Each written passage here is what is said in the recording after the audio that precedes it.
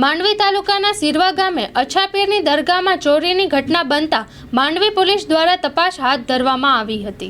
મારું નામ સૈયદ ઇબ્રાહિમ શાહ લતીફ શાહ, હું સિરવા ગ્રામ પંચાયતનો ઉપસરપંચ છું અને અમારા ગામમાં પીરશ્રી અછાપીરની દરગાહ ઉપર ચોરી થયેલ છે। એ સમજી લો કે 22 તારીખના 3:30 વાગ્યાની આજુબાજુમાં ચોરી થયેલ હતી। પછી અમારા જે નિયમ પ્રમાણે 27 તારીખના અમે મહિને પીટી ખુલીએ છીએ ત્યારે અમારા ભાઈઓ આવી જોઈ તો જે પોલીસવાળા આવ્યા હતા એમને ફૂટેજ મોકલ્યા છે, તો હજી સુધી કોઈ એનું નિરાકરણ આવ્યું નથી।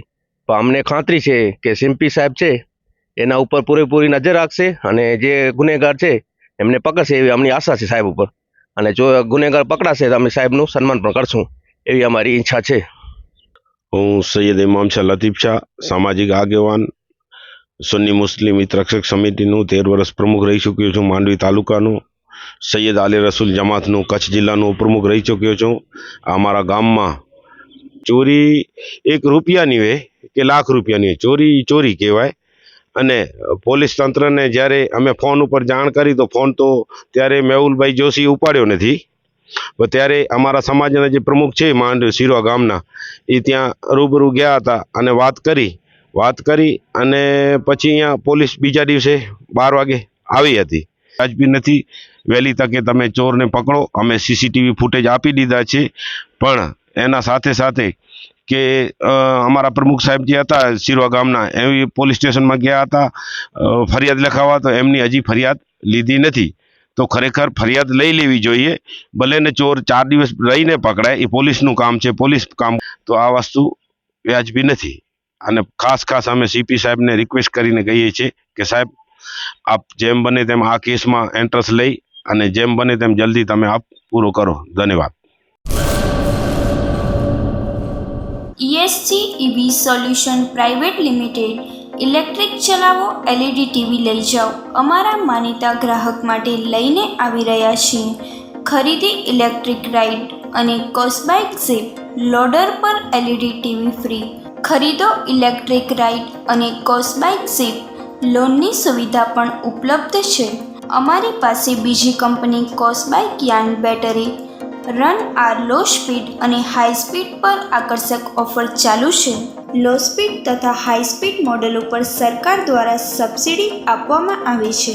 એડ્રેસ માંડવી ભુજોક ટ્રોય પાસે 9099937585 ભુજ, જયનગર બસ સ્ટોપ પાછળ 9099375884 મુન્દ્રા બારોઈ રોડ 9099937583 ગાંધીધામ સેક્ટર 1 વિક્રમ ગ્લાસની બાજુમાં 9099937582।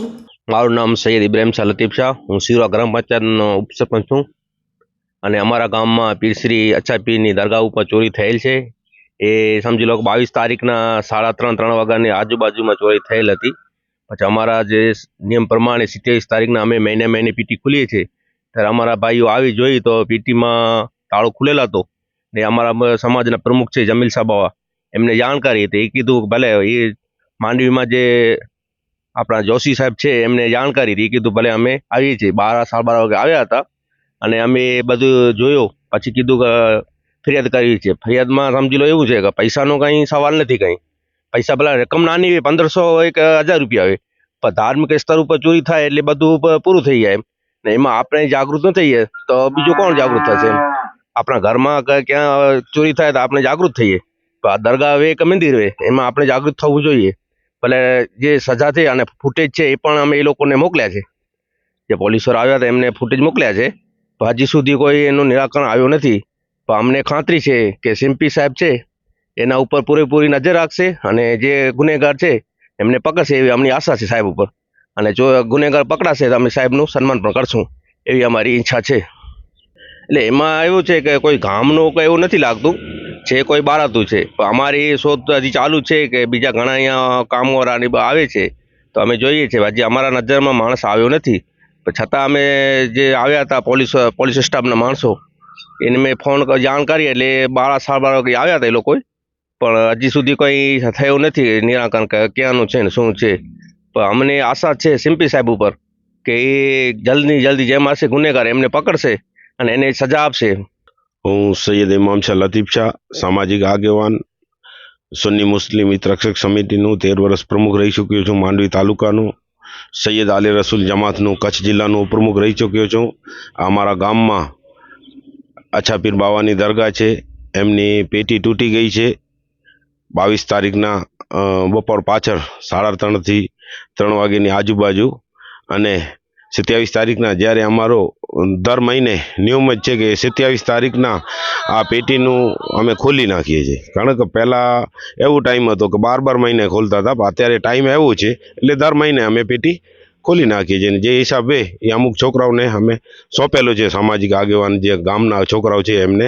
અને વસ્તુ એ છે કે ચોરી 1 રૂપિયાની હોય કે લાખ રૂપિયાની હોય, ચોરી ચોરી કહેવાય. અને પોલીસ તંત્રને જ્યારે અમે ફોન ઉપર જાણ કરી તો ફોન તો ત્યારે મેહુલભાઈ જોશી ઉપાડ્યો નથી.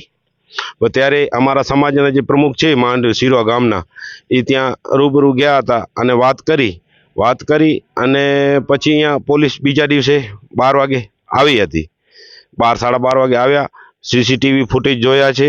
અને સીપી સાહેબ અત્યારે નવા પીઆઈ સાહેબ આવ્યા છે, તો અમને વિશ્વાસ છે કે એમની આગળ જ્યાં હતા એમની કામગીરી સારી છે.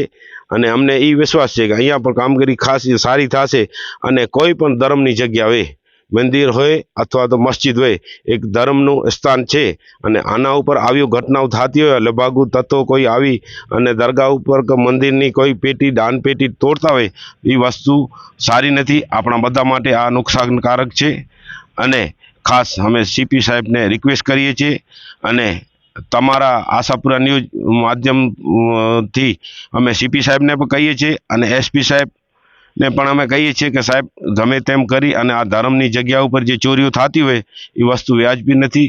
વહેલી તકે તમે ચોરને પકડો. અમે સીસીટીવી ફૂટેજ આપી દીધા છે, પણ એના સાથે કે અમારા પ્રમુખ સાહેબ જે હતા શિરવા ગામના, એ પોલીસ સ્ટેશનમાં ગયા હતા ફરિયાદ લખાવવા, તો એમની હજી ફરિયાદ લીધી નથી.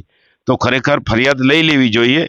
ભલે ને ચોર 4 દિવસ રહીને પકડાય, એ પોલીસનું કામ છે, પોલીસ કામ કરે, પણ અત્યારે કાયદા મુજબ એમને ફરિયાદ લઈ લેવી જોઈએ. કારણ કે 1500ની વસ્તુ નથી, એક ધર્મની લાગણી દુગાણી છે, એની બહુ વસ્તુ છે. અને એનાથી પહેલાં પણ અગાઉ ઘણી જગ્યા ઉપર અહીંયા અમારા ગામમાં હનુમાનજીનું મંદિર છે, એમની પેટી તૂટી હતી. ત્યારે પણ અમે બધા ગામવાસીઓ ભેગા થઈ કરીને કીધું ઠીક છે અત્યારે મૂકી દઈએ, પછી આપણે જોશું શું થાય છે. આ અવારનવાર આવી ઘટનાઓ થતી હોય તો આ વસ્તુ વ્યાજબી નથી.